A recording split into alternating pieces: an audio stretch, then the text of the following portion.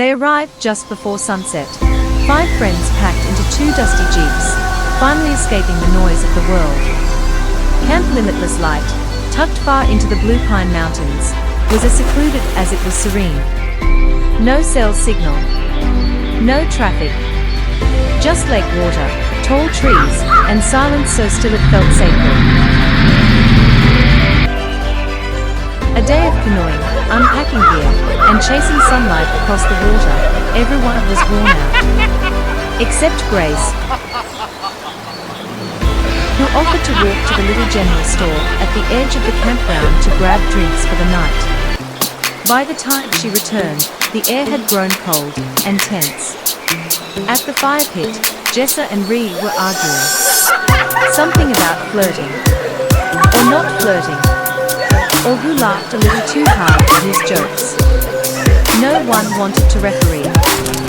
So the others quietly slipped away to their cabins, tired and uninterested.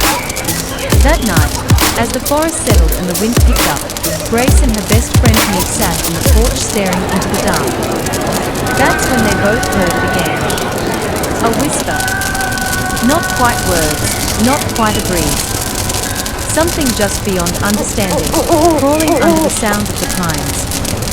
Neve rubbed her arms. You heard that too, right? Grace nodded, but said nothing. The next morning, the group slept in, blissfully unaware. But Grace was already gone. No note. No trail. Just a water bottle missing and a single footprint near the tree line, pointed toward the mountains. The wind blew again, carrying that same unplaceable whisper. But this time, it sounded closer. Grace's Tear. Camp Limitless. A place hidden in the folds of the mountains, where silence speaks louder than anything else. Grace had always been the quiet one. The listener. The one who carried everyone else's weight, even when her own heart felt like glass. She paid close attention, not just to the words people spoke, but to the words they never did. The looks, the shifts in tone, the rejections wrapped in politeness. They didn't know she heard them, but she did. She's too intense, always trying too hard. Something about her off. They didn't whisper nearly as softly as they thought. Grace had brought a secret to camp. Something she had meant to share under the stars by the fire, when the mood was right, when the night was gentle. But by the 3rd day, she had already decided. She wouldn't tell them. Not now. Maybe never. So, just before the sun touched the edge of the trees, Grace stood at the river's edge, their feet pressing into cold stone. No one saw her. No one asked where she was going. And with a deep, silent breath, and one tear that slipped from her eye and rippled across the surface, she leapt into the river. The water swallowed her quietly. No splash. No scream. Just the current.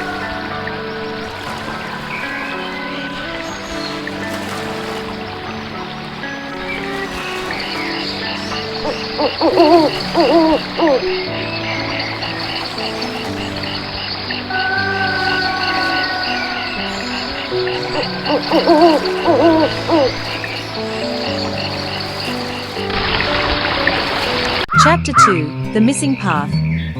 Morning arrived with thin sunlight and quiet confusion. Grace's sleeping bag lay untouched. Her boots were missing.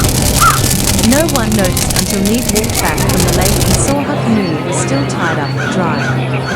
They searched the trailhead, thinking maybe she'd just gone for a walk. But there were no fresh footprints.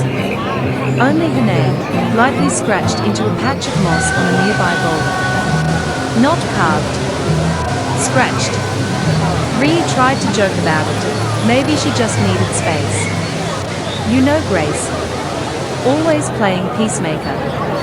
But no one laughed. Neve kept circling back to the trees. Something felt wrong. By noon, they found Grace's water bottle, resting upright at the edge of the forest, like someone placed it there. Inside was a single slip of paper torn from her notebook. 3 words. Not what it seems. No one could explain it. Jessa grew impatient. She'll be back by sunset. She's probably just being dramatic. But need them together. That night, as the campfire cracked and shadows stretched longer than they should have, the whisper returned.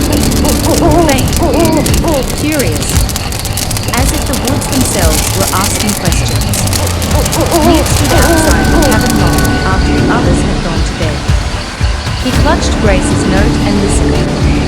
Something was shifting in the dark, and whatever Grace had gone looking for, it was watching them now.